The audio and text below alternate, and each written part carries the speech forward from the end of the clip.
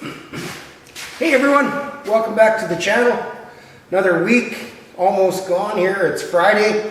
I put that last video out on Monday morning and just been kind of working around the shop here doing a bunch of little jobs and just having fun, trying to stay out of the heat. It's been brutally hot here again, so I spend as much time in the shop as I can. So I'll just show you what we've been working on, what we got done, what we still got to do here. So I got a little project done here for the fellow that does all the restorations. I have a door latch, put it over here in the light, driver's door latch from a 1938 Hudson, and this piece in the center here that the square drive door handle goes into, that the window goes down in the center here, and when this turns it leaves a gap for the glass to go up and down and opens the door. And this piece here that goes across was all wore out and broke off, so there was no way to open the door on the driver's side. So I had to drill this thing apart. These were all crimped, these shafts. I ground them off, built this new part, put it back in, and then welded the shaft in on this piece. So that one's all done, little one there. On the Model T Coupe here, it had the gas tank was mounted, or intended to be mounted across just in front of the differential, right in the cab.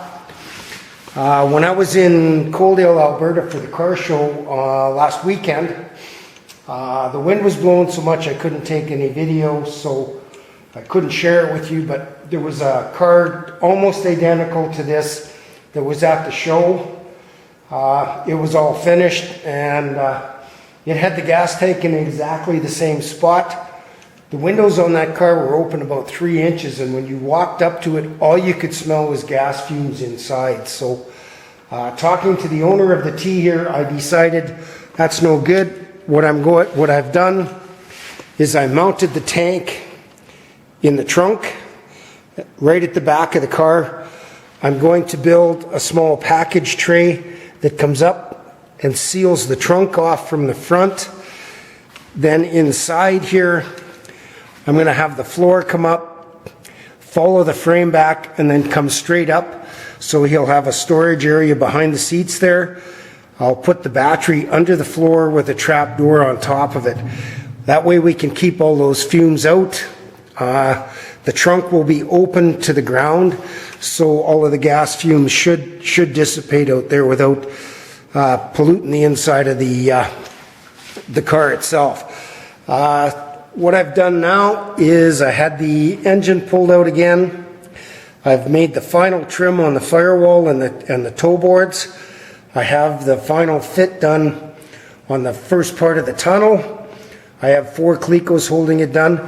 I'm now going to make that filler piece that goes across there down from the firewall to the tunnel. It's going to be a fairly complicated piece, but I'm going to take you through the steps I'm going to use to do it, and we'll go from there. Hey guys, so it's been a few days. I'm back on the project here. I have the tunnel completed. I used exactly the same method for the top portion here that goes up to the firewall as I did for the bottom. English wheel with the rubber band on it, planishing hammer, and then I used the bead roller with the tipping die to put the flange all the way around. I have this all cleaned up and all the holes drilled for all the plug welds. The inside is all cleaned up here, ready to go. I'm just going to pull the motor and transfer the last time here, and then I can do the final fit. I got a little bit of trimming to do on the firewall, and then I can weld this tunnel piece in there and finish welding the firewall. So I'm just going to start pulling the motor out of here now, get it all done. I won't bore you with that. It's pretty simple. It comes out really quick. So I've got the fit all finalized. I've got the everything ground down, and I got weld through primer on everything that needs it, where it's going to get sandwiched, and I'm just about to start plug welding this in. So I'm going to get it in there, get it set up with all the clecos in it, and start welding. Okay everyone, I got the firewall and the tunnel all welded in. It's all sealed up. I've got really good overlap.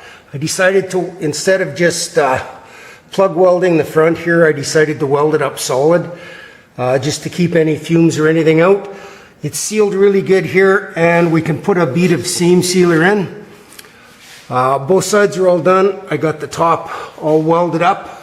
I'm just going to let it down here, and I'll show you the top.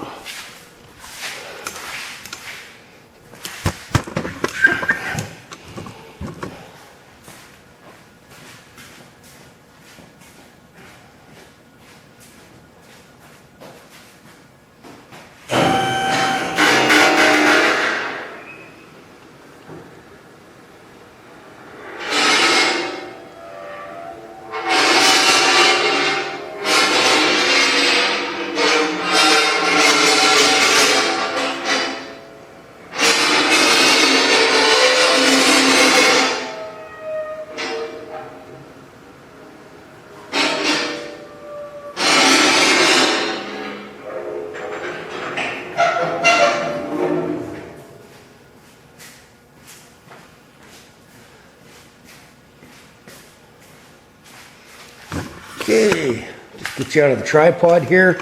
So it's all, like I said, welded up. I did a little bit of cleanup on it with my surface prep tool. I've got to find out what they want to do around the top here. It's a little bit rough, and but other than that, it's ready for the engine to go back in for the last time on my account. And then we're going to start on the inside here and see what we have to do there. So anyhow guys, that's the firewall portion of this all wrapped up. Thanks for tuning in. Thanks for subscribing and hanging out with me here. Have a great one guys.